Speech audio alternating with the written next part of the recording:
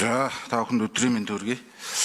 Энэ сургууль цэцэрлэг боловсролын салбар болон эрүүл мэндийн салбарын хөрөнгө оруулалт бол маш чухал байгаа.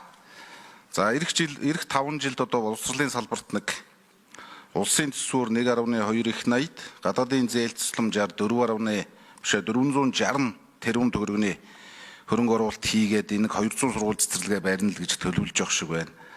Тэгэхээр нөгөө хувийн хвшлийн одоо хөрөнгө оруулалтыг татах, хувийн хвшилтэй хамтарч ажиллах юм маань ер нь энэ дээр яг бодиттой тусгагдсан дүн тоотой юм харагдахгүй байна л да. Тэгэхээр энэ дээр ер нь ямар төлөвлөлт хийж байгаа юм бэ гэж эдийн засгийн хөгжлийн яамнаас асуумаар байна. За сая Наранбаяр сайд хэлж гэн би ч одоо бас их санал солилцож байгаа. Ер нь хувийн хвшилд бол маш их боломж байгаа. Сургууль, цэцэрлэг, эмнэлэг ер нь ямар ч барилга байгууламжийг бол одоо монголчууд барьж чаддаг болсон.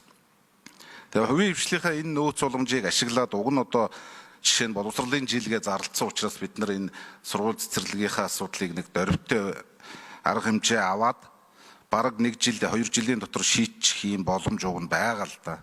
Тэгээ энэ дээр ер нь ийм боломж болцоог эдийн засгийн хөгжлийн яам, сангийн яам тооцож үзсэн үү?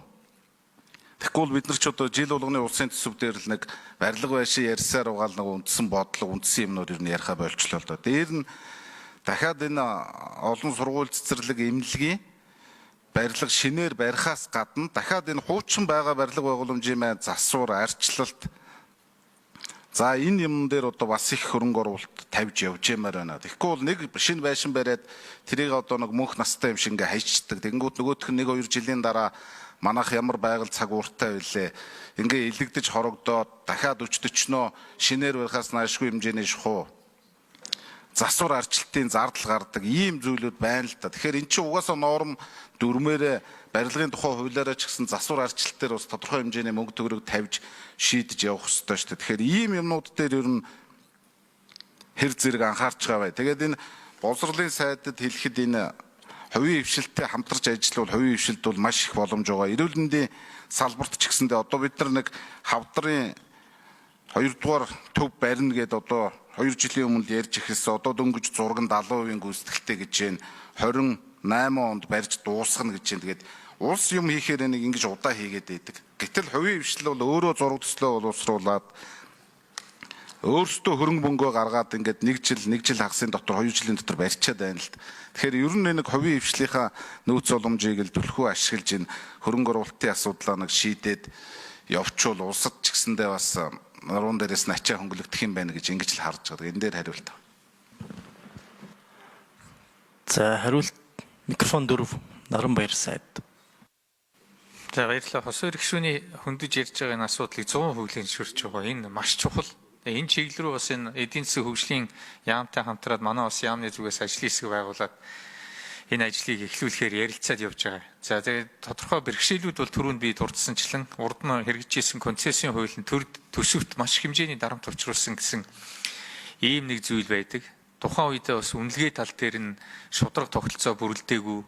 За тэгээд одоо төсөв дээр оруулж ирэхдээ бас нэлээд замбраагүй явсан ийм байд юм байна лээ. Гэхдээ одоо цаг үе өөр болсон. Одоо бол манай хувийн хвшил бол их хариуцлагатай ээлтод компани засаг сайтай болсон шүү дээ. Тэгэхээр одоо энэ асуудлыг бол бид шинэ төвшөнд авч үзэх шаардлагатай гэж харж байна.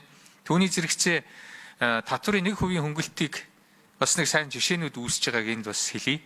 Нэгдүгээрт 1% хөнгөлтөөрөө одоо багийн баг сургууль барьсан аж ахуй нэгжүүд байна.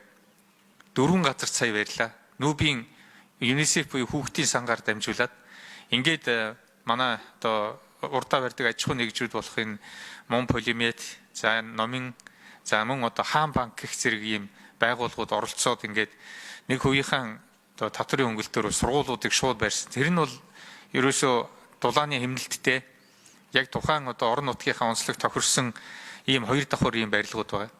Ийм хөөх ийм санаачлахууд гараад ингээ явж байгаа. Тэгэхээр хувийн хвшлэр барихад бол зардал хэмнэх юм байна. Хувийн хвшлэр барих юм бол бид нэр хугацаа хэмнэх юм байна. Энэ бол яг хөдөлшгүй үнэн гэвэл үнэн. Тэгэхээр энэ чиглэл рүү бас эрхцэн болцоо юуг нь гаргаж ирээд төр хувийн хвшлийн түншлэлээр яг энэ салбарт ерөөсөө л яриад байгаа тэр 108 сургууль 95 цэцэрлэг одоо баригдаж байгаа энэ сургууль цэцэрлэгүүдийг оруулаад нэг ангид ногд хүүхдийн тоог 40-с доош байлгахад зориулсан энэ хэсэг рүү ингээл хурдтай орчмоор байна. Яг гэвэл өнөөдөр манад хамгийн сайн өсөлттэй байгаа салбар бол барилгын салбар.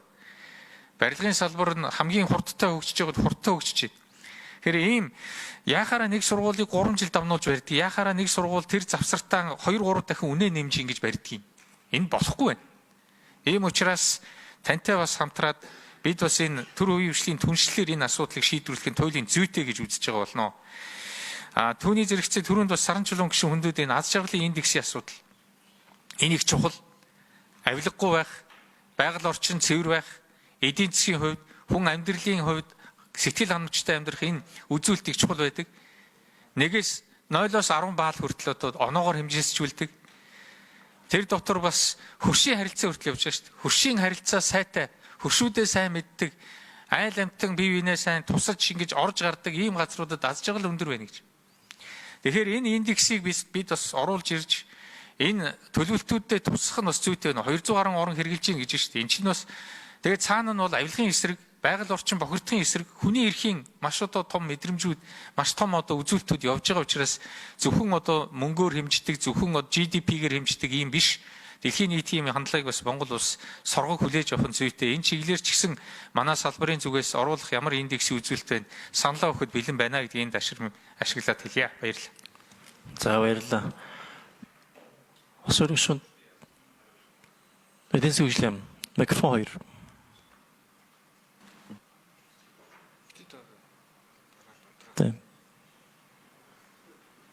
Микрофон 2. Дараа хэрэггүй. Эдийн засгийн хөгжлийн яам сүрүү орол. Төрийн хувийн түншлэлийн асуудал бол эдийн засгийн хөгжлийн сайдын эрхлэх асуудлын хүрээнд бол байдаг. За сая төсвийн 2026 оны төсвийн тухай хуулийг дагаж бол төрийн хувийн түншлэлийн тухай хууль нэмэлт өөрчлөлт оруулах тухай хуулийн төслийг боловсруулад улсын хурлд өргөн мэдүүлээ сая дагалт хуулиудаар бас батлагдлаа. За төрийн хувийн түншлэлийн тухай хууль дээр бас одоо нийгмийн үйлчлэгээний дэд бүтцийн төслүүд буюу төрийн үйлчлэгээний төслүүд дээр зарим тохиолдолд техник эдийн засгийн үндэс шаардахгүй байх гэдэг бас онцлог зохицуулт орж ирсэн. За энэ хууль маань бас батлагдсан. За энэ хүрээндээ бас төрийн хувийн түншлэлийн тухай одоо яг хүчин төгөлдөр үйлчилж байгаа хуулиар одоо нийт 8 үе шатыг дамжиж одоо 12-оос 13 сарын хугацаанд зарцуулж байгаа асуудал байгаа. Тэгэхээр энийг бол бас батлагдсан хуулийн хүрээнд 4-өөс 8 шат амжилгаар бууруулах эрх зүйн зохицуулалт нь бас батлагдаад явцсан маа. Тэгэхээр төрийн хувийн түншлэл маань илүү одоо хэрэгжих боломжтой.